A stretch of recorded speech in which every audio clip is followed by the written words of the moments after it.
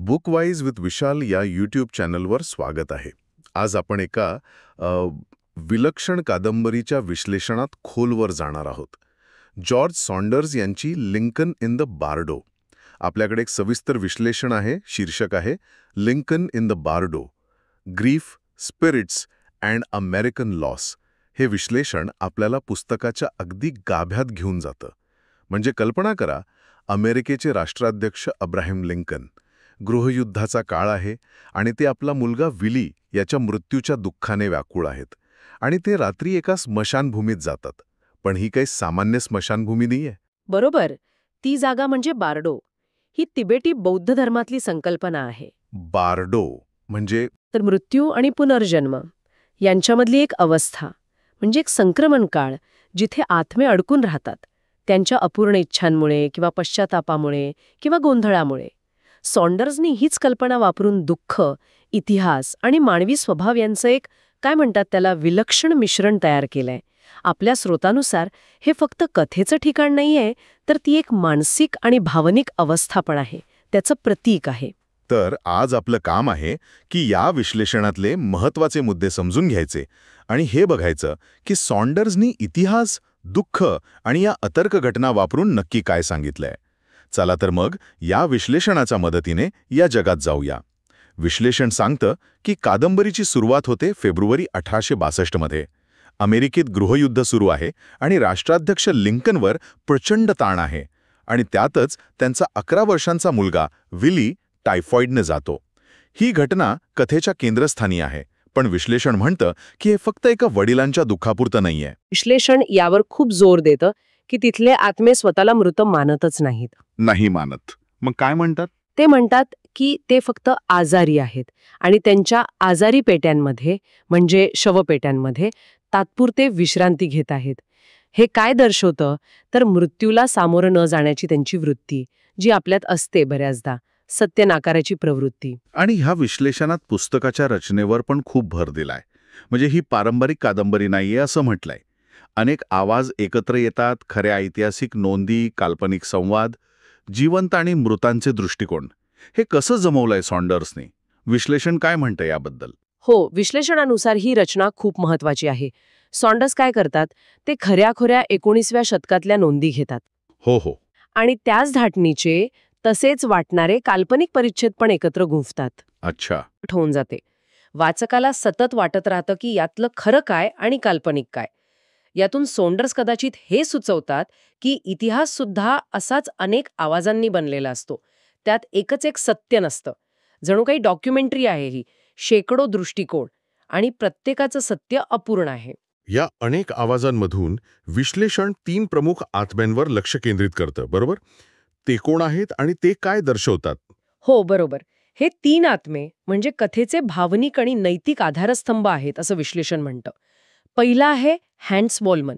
Hence वॉलमन. हो, तो एक मुद्रक होता, ज्याचा मृत्यू लग्नाच्या रात्रीच झाला, विवाह पूर्ण होण्याआधीच, एका विचित्र अपघातात, छतावरची तुळई डोक्यावर पडून.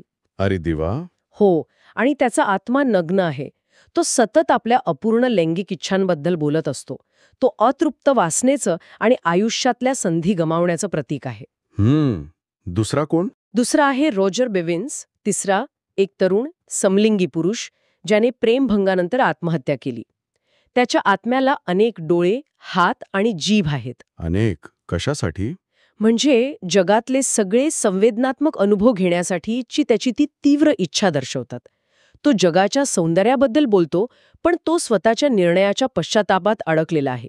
म्हणजे नाकारलेलं प्रेम आणि जगाच्या सौंदर्याला चिकटून राहणं याचं प्रतीक आहे तो. आणि तिसरा? तिसरा आहे रेव्हरंड एव्हरली थॉमस, एक धर्मगुरू.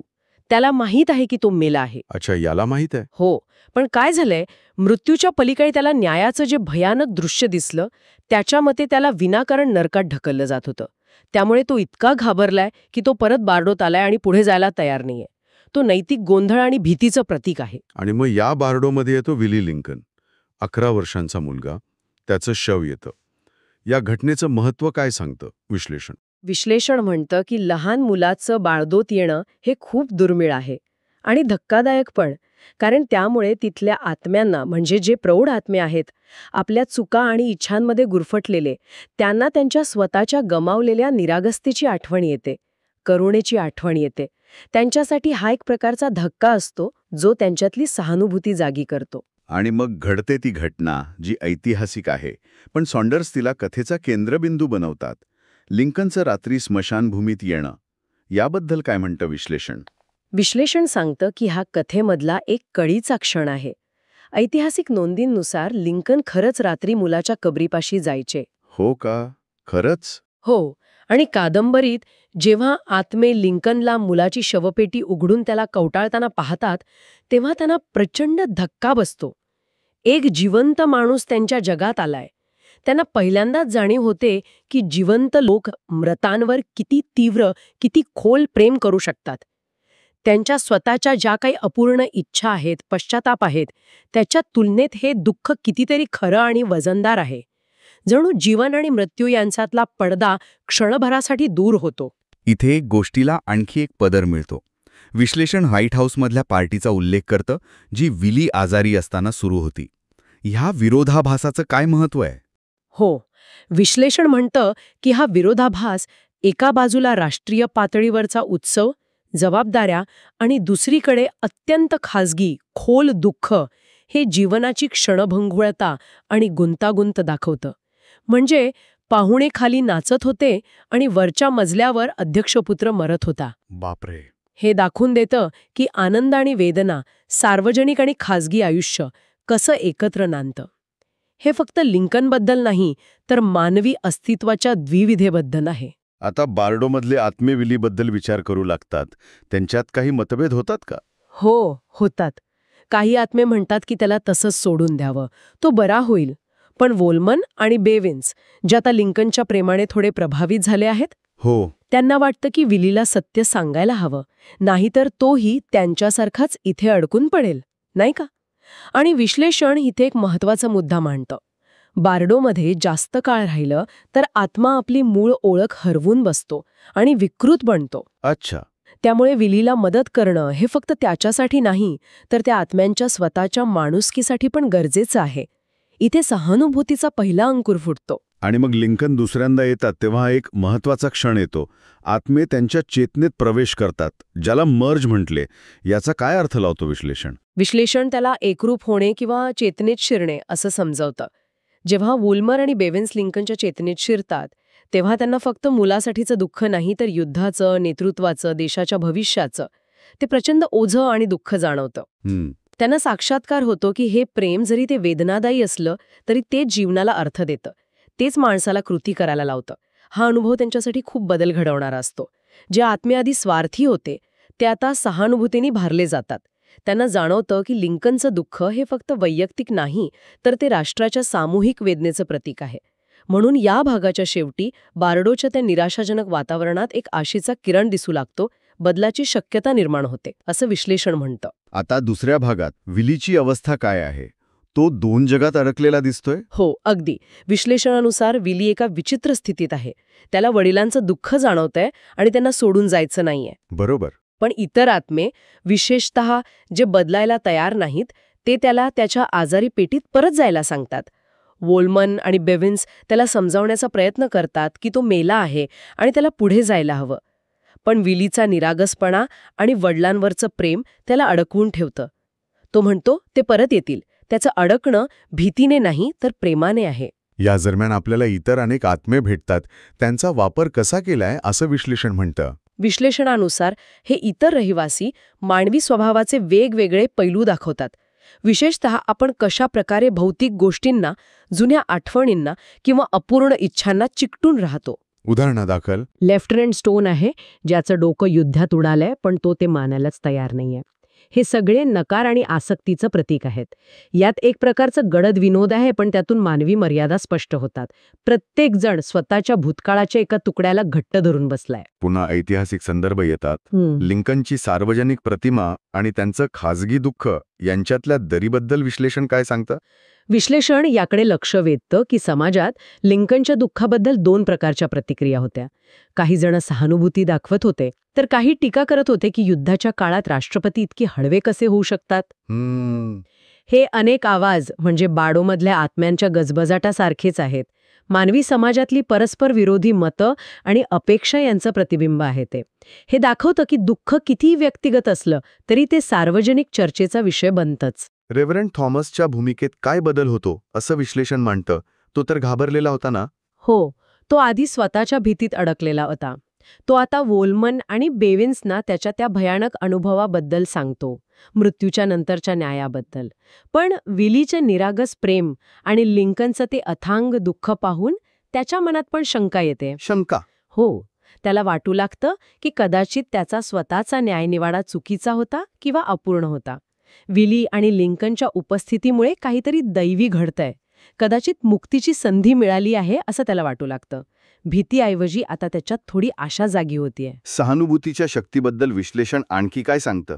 असं दिसतंय की ती या कथेचा खूप महत्वाचा भाग आहे. निश्चितच. विश्लेषण म्हणतं की सहानुभूती हाच या कादंबरीचा आत्मा आहे. जे आत्मे इतके दिवस फक्त स्वतःच्या दुःखात आणि इच्छांमध्ये अडकलेले होते, ते आता एकमेकांसाठी हळहळू लागतात. म्हणजे बदल होतोय त्यांच्यात. हो, लिंकनच्या दुःखाने त्यांना त्यांच्या स्वतःच्या गमावलेल्या प्रेमाची आणि माणुसकीची आठवण करून दिली आहे. आणि जेव्हा वोलमन आणि बेविन्स विलीच्या चेतनेत शिरतात, तेव्हा त्यांना त्याच्या निरागस प्रेमाची आणि वडिलांसाठीच्या करुणेची जाणीव होते. त्यांना कळतं की विली वडिलांना एकटं सोडू इच्छित नाही म्हणून अडकला आहे. ही जाणीव त्या आत्म्यांना आणखी प्रेरित करते. आणि मग लिंकन तिसऱ्यांदा येतात. चंद्राच्या प्रकाशातलं ते दृश्य. विश्लेषण त्या दृश्याचं महत्त्व कसं सांगतं? विश्लेषण म्हणतं की ते दृश्य अत्यंत प्रभावी आणि भावनिक आहे. लिंकन एकटे उभे राहून आपल्या मृत मुलाशी बोलतायत. ते कबूल करतात की त्यांना मुलाला वाचवता आलं नाही. कदाचित ते युद्धात जास्त गुंतले होते. ते त्याला सांगतायत की आता त्याला जायला हवं, जरी त्यांना स्वतःला हा निरोप देणं कितीही कठीण वाटत असलं तरी. हे दृश्य पाहून आत्मे भारावून जातात. त्यांना जाणवतं की लिंकनचं दुःख त्यांच्या स्वार्थी इच्छांपेक्षा कितीतरी उदात्त आणि व्यापक आहे. आणि एका क्षणी लिंकनला हवेत विलीच्या अस्तित्वाची अस्पष्ट जाणीव होते. शब्दांनी नाही, पण भावनेने. हा जिवंत वडील आणि मृत मुलगा यांच्यातला निःशब्द संवाद अनेक आत्म्यांना त्यांच्या भीतीतून मुक्त करतो आणि ते प्रकाशाकडे जायला निघतात. पण सगळेच बदलायला तयार नसतात नाही का? तिथे काहीतरी संघर्ष होतो. बरोबर. विश्लेषणानुसार काही आत्मे बदलायला घाबरतात. त्यांना वाटतं की विली गेला तर बार्डोचा समतोल बिघडेल. आणि मग एक भयानक घटना घडते. अनेक द्वेषपूर्ण, लोभी आणि खूप काळापासून अडकलेल्या आत्म्यांनी बनलेलं एक विकृत सामूहिक रूप प्रकट होतं. अरे, हे ते आत्मे आहेत ज्यांनी प्रकाशाला पूर्णपणे नाकारलंय. ते विलीला पकडण्याचा प्रयत्न करतात, कारण त्यांना त्याच्या शुद्धतेची असूया वाटते. वोलमन आणि बेविन्स त्याला वाचवण्यासाठी धडपडतात. आणि मग तो शेवटचा महत्वाचा क्षण येतो, जेव्हा वोलमन आणि बेविन्स पुन्हा लिंकनच्या चेतनेत शिरतात. त्यातून लिंकनला काय साक्षात्कार होतो? विश्लेषण काय म्हणतं? विश्लेषण सांगतं की या दुसऱ्या वेळेच्या एकरूप होण्यामुळे लिंकनला एक महत्वाचा साक्षात्कार होतो. त्या आत्म्यांच्या माध्यमातून त्याला जाणवतं की मुलाला इथे अडकवून ठेवणं, त्याच्या शरीराला कवटाळून बसणं, हे प्रेम नाही, हा स्वार्थ आहे. अच्छा. खरं प्रेम म्हणजे त्याला मुक्त करणं, त्याला जाऊ देणं, कारण प्रेम मृत्यूनंतरही टिकून राहतं. ही जाणीव त्याला मुलाला अंतिम निरोप देण्याची शक्ती देते. आणि याचा परिणाम काय होतो? लिंकन थरथरत्या हातांनी मुलाला अंतिम निरोप देतात, त्याला आशीर्वाद देतात. या कृतीने त्या विकृत शक्तीची पकड सुटते. विलीचा आत्मा कृतज्ञतेने मागे पाहतो आणि प्रकाशाकडे निघून जातो. सुटतो तो शेवटी. हो, हा क्षण फक्त विलीची सुटका नाही, तर लिंकनच्या स्वीकाराचा आणि अनेक आत्म्यांच्या मुक्तीचा क्षण आहे, असं विश्लेषण नमूद करतं. रेव्हरंड थॉमसही भीतीतून मुक्त होऊन प्रकाशात विलीन होतात. लिंकन सकाळी स्मशानभूमीतून बाहेर पडतात. त्यांचं दुःख कमी झालेलं नसतं, पण ते बदललेलं असतं. ते अधिक व्यापक सहानुभूतीत रूपांतरित झालेलं असतं. बार्डो शांत होतो, पण तो पूर्वीसारखा राहिलेला नाही. आता तिसऱ्या आणि शेवटच्या भागात विश्लेषण कोणत्या मोठ्या कल्पनांवर लक्ष केंद्रित करतं? तिसऱ्या भागात विश्लेषण राष्ट्रीय दुःख, प्रेमाचं सातत्य आणि करुणेची जी मुक्तिदायक शक्ती आहे त्यावर भर देतं. म्हणजे ही कथा आता फक्त एका मुलाच्या आत्म्याची किंवा काही भूतांची गोष्ट राहत नाही. ती राष्ट्राच्या पातळीवरचं दुःख, उपचार आणि नैतिक जबाबदारी यांचं चिंतन बनते. विलीच्या जाण्याने बार्डो जणू जागृतीची एक लाट सुरू होते. वोल्मन आणि बेविन्स यांचं काय होतं? ते अजूनही तिथे आहेत का? विश्लेषणानुसार वुलमेन आणि बेविन्स मागे राहतात, पण ते आता बदललेले आहेत. ते मृत्यू नाकारत नाहीत. त्यांना जाणीव होते की जगाला चिकटून राहणं, मग ती वासना असो, पश्चाताप असो किंवा लाज, हे स्वतःवर लादलेलं बंधन आहे. म्हणजे ते मुक्त झालेत. त्यांच्या बोलण्यात आता स्पष्टता आहे, इतरांबद्दल माया आहे. ते अडकडलेले नाहीत, पण त्यांनी अजून जायचं ठरवलेलं नाही. ते जणू काही साक्षीदार म्हणून उरतात. आणि इतर आत्म्यांवर काय परिणाम होतो? विश्लेषण सांगते की अनेक आत्मे जागे होतात. रेव्हरंड थॉमसने जाताना म्हटलेलं असतं, मुलाच्या प्रेमानं दार उघडलं आहे, तुम्हाला फक्त चालत जायचं आहे. काही जण त्या मार्गावर जातात. जे आधी इतरांना नावं ठेवत होते, त्यांना आता स्वतःच्या आसक्तीचा सामना करावा लागतो. मिस ट्रेनॉरला तिचं प्रतिबिंब धूसर होताना दिसतं. एल्सॉन फार्वेल अखेरीच आपल्या ते हिशोबाचं वही खाली ठेवतो.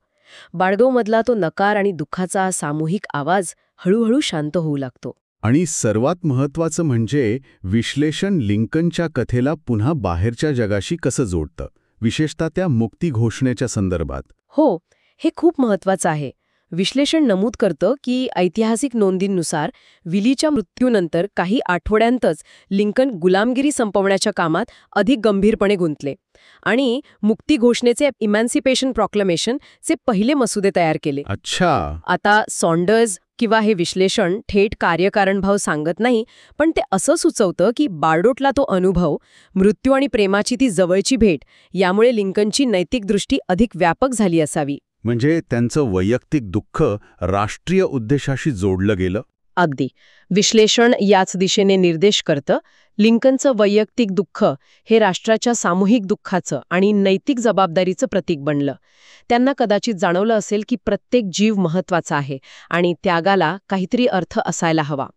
कादंबरीत लिंकनचा एक विचार येतो, ज्याचा उल्लेख विश्लेषण करतं. आपण सगळेच मरणार आहोत, पण महत्त्वाचं हे आहे की मरण्यापूर्वी आपण एकमेकांसोबत कसे जगतो. हे वाक्य या परिवर्तनाचा गाभा आहे. सॉन्डर्स इतिहासाचा आणि कल्पनाशक्तीचा वापर करून एका नेत्याचं केवळ राजकीय नाही तर आध्यात्मिक आणि भावनिक परिवर्तन दाखवतात. आणि कथेच्या शेवटी वोल्मन आणि बेवेन्स लिंकनच्या मागे जाण्याचा निर्णय घेतात.